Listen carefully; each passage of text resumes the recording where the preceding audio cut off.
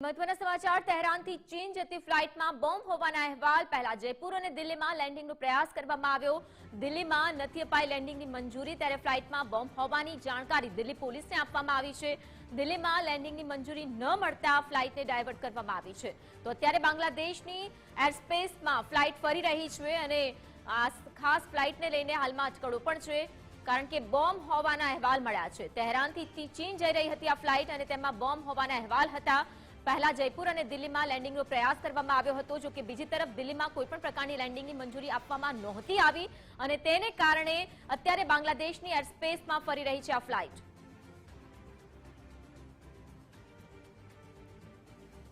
माहिती आपसे संवाददाता वैशाली मलेवार। वैशाली, जिस तरह से फ्लाइट अभी घूम रही है, कुछ पता नहीं कि आखिर में क्या हो रहा है, फ्लाइट में बॉम्ब है या नहीं, और दिल्ली पुलिस खास करके दिल्ली एयरपोर्ट में भी कोई मंजूरी या परवानगी नहीं दी गई है, क्या ज्यादा जानकारी और इस बारे में अभी की क्या ताजा अपडेट?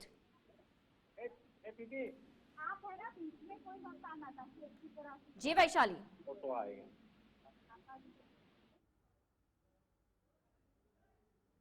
वो मैसेज कन्वे किया जाता है, तो इन्फॉर्मेशन मिल रही थी कि ईरान से जो प्लेन निकला है उसमें बॉम्ब है, और उसके बाद तकरीबन 45 मिनट तक ये विमान जो है वो दिल्ली और जयपुर के एयरबेस में उड़ता रहा।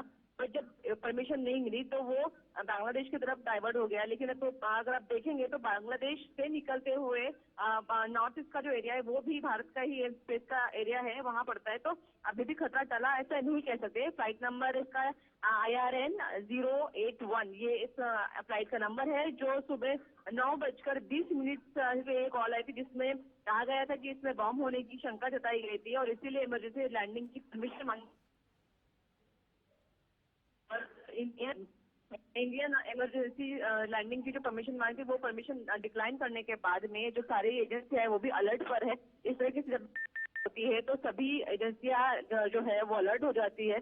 जयपुर और दिल्ली जैसे जो प्राइम मिशन है यहाँ पे उन्होंने परमिशन मांगी थी, लेकिन वो परमिशन डिनाई की गई है। तो अभी ये विमान जो है वो चीन की तरफ जाने के लिए फिर बढ़ा है, लेकिन अभी भी पूरी जानकारी जो है वो सामने नहीं आ रही कि आखिर ये प्लेन अभी फिलहाल कहाँ है और इसका आगे क्या हो रहा है। जी विदिता।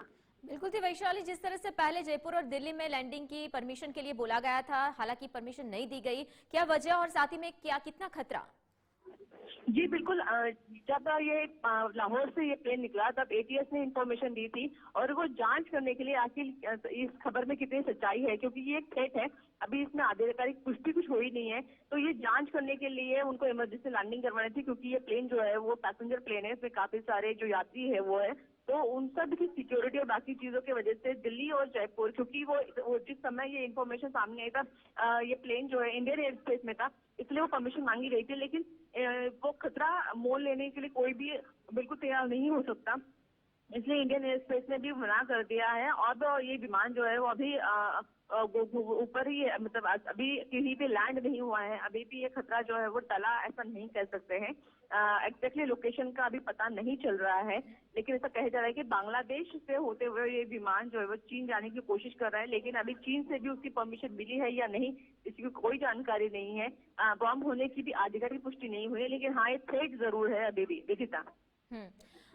वैशाली, साथ ही में अगर बात की जाए एयरपोर्ट अथॉरिटी की, उनकी तरफ से क्या कोई जानकारी दी गई है इस बारे में? जी ATS की तरफ से इन्फॉर्मेशन दी गई है कि इस तरीके से उन्हें थ्रेट के बारे में लाहौर ATS से इन्फॉर्मेशन जरूर मिली हुई है, लेकिन इसकी कोई ऑफिशियली जो है जानकारी नहीं है कि ये इस खबर में कितनी सच्चाई है, इस बारे में कोई जानकारी नहीं है, इसीलिए अभी कुछ कह नहीं सकते। लेकिन हाँ थ्रेट जरूर।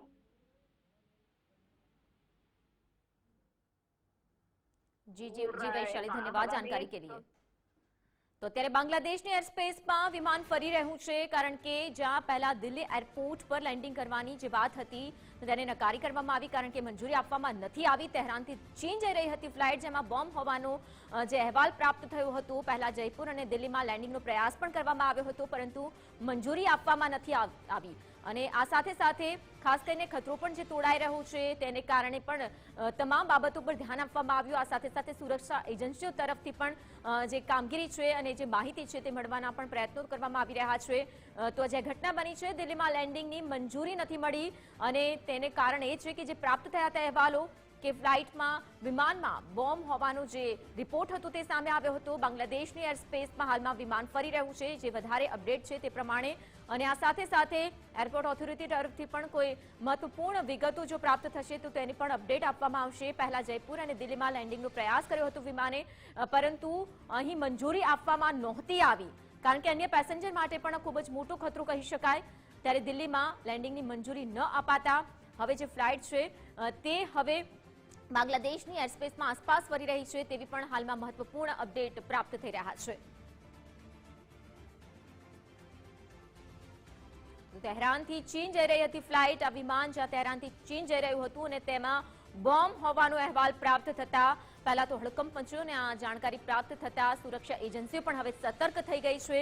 બીજી તરફ દિલ્હીમાં લેન્ડિંગની વાત હતી, તે પહેલા જયપુરમાં પણ વિમાન લેન્ડ કરવાની વાત આવી હતી, પરંતુ સ્પષ્ટ ઇનકાર કરવામાં આવ્યો, મંજૂરી આપવામાં નથી આવી. તહેરાનથી ચીન જતી ફ્લાઇટમાં બોમ્બ હોવાના અહેવાલને પગલે હવે સતર્કતા પણ દાખવવામાં આવી રહી છે અને સુરક્ષા એજન્સીઓ તરફથી પણ તમામ બાબતે ખાસ જાણકારી પ્રાપ્ત થાય અને આ અંગે વધુ વિગતો પ્રાપ્ત કરી શકાય તે માટે તમામ જે છાનબીન છે તે કરવામાં આવી રહી છે. તો દિલ્હીમાં લેન્ડિંગની મંજૂરી ન મળતા હવે ફ્લાઇટ ડાયવર્ટ કરવામાં આવી છે અને બાંગ્લાદેશની એરસ્પેસમાં આ ફ્લાઇટ આસપાસ ફરી રહી છે.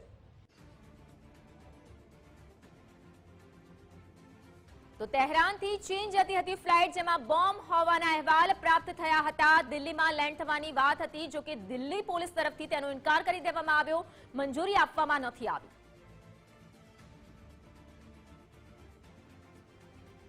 માહિતી સાથે ન્યૂઝરૂમથી અમારા સંવાદદાતા જોડાઈ ગયા છે બિનલ સહયોગી.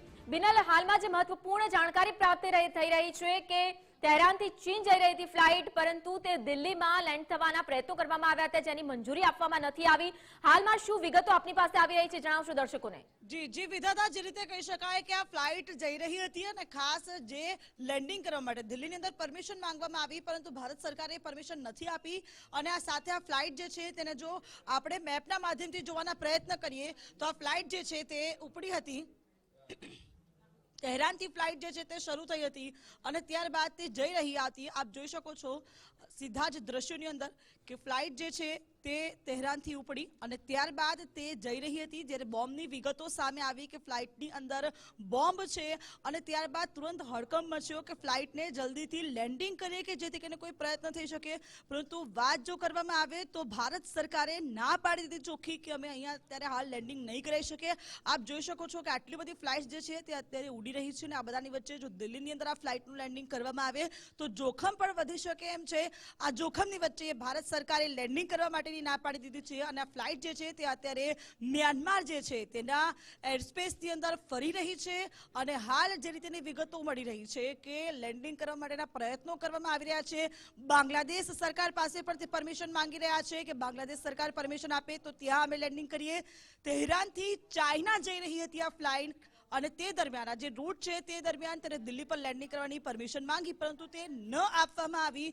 અને ખાસ અત્યારે બાંગ્લાદેશ સરકાર સાથે પ્રયત્નો કરવામાં આવી રહ્યા છે વાતચીતના કે ત્યાં લેન્ડિંગ માટે જે છે તે પરમિશન આપવામાં આવે. પરંતુ બાંગ્લાદેશ પણ વિચાર કરી રહ્યું છે કે જો લેન્ડિંગની પરમિશન આપવામાં આવે અને કોઈ ઘટના ઘટે તો તેને કારણે જોખમ ઊભું થઈ શકે એમ છે.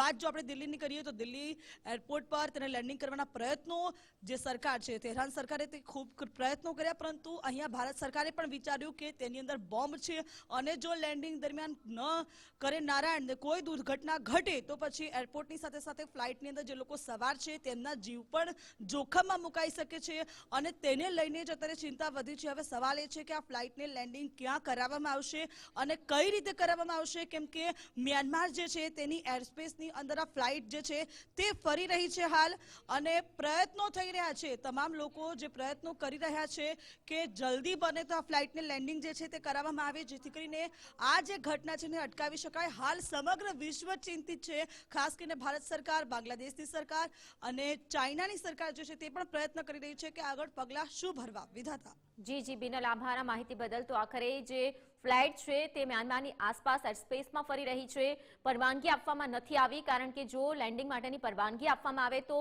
અન્ય જોખમ પણ ઊભું થઈ શકે તેમ છે. આ તમામ મહત્વપૂર્ણ બાબતો પર ધ્યાનમાં રાખીને હાલ પૂરતી મંજૂરી આપવામાં નથી આવી. હવે બાંગ્લાદેશ સરકાર સાથે પણ વાતચીત કરવામાં આવી રહી છે કે ત્યાં લેન્ડ કરવામાં આવે, કારણ કે તહેરાનથી ચીન જતી હતી આ ફ્લાઇટ અને તેમાં બોમ્બ હોવાનો અહેવાલ પ્રાપ્ત થયો હતો.